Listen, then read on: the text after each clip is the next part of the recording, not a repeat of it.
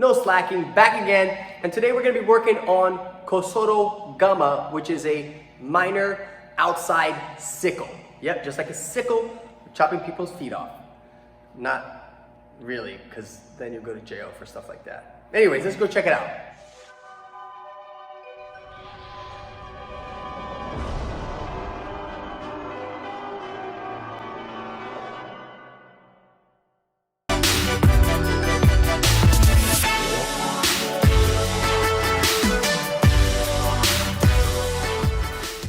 Alright guys, moving on to Kosoto Gama, minor outside sickle.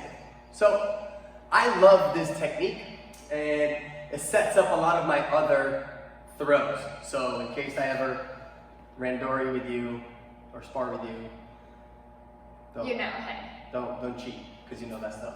Alright, so here we go. Regular grip, she's gonna have the regular grip. Now I like to go with my hand here. I don't personally put my thumb inside.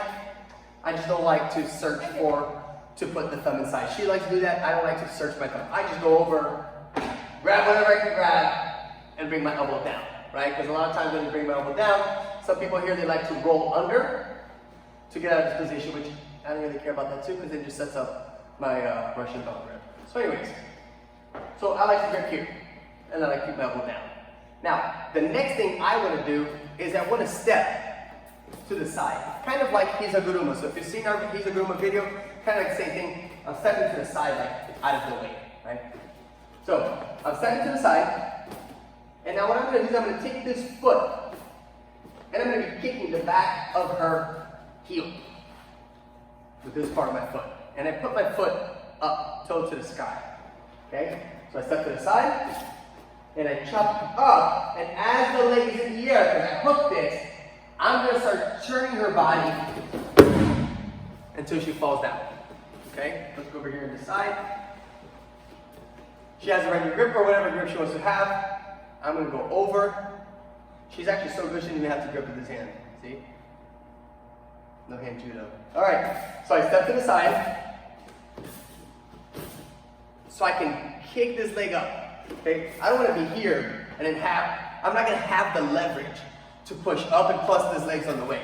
Once I get out of the way, I have a lot more room to kick up. I'm holding her leg up, and I start turning. So, to help out if the person's not falling when you're doing this, you feel like you're arching her back too much, you can sacrifice yourself if you want to, but I'd rather hop in front of her. So I step out of the way, 1, 2, 3, and now I hop in front and around her to take her down, all right? Let's go this angle here so they can see from behind. Here we go. So I'm grabbing behind her hair here. I step my right foot out, and my left foot falls. Now I kick up to the sky. Once I have that leg, I start hopping around her, and I'm turning her like such. Okay? Very important. This is my position here with my hand.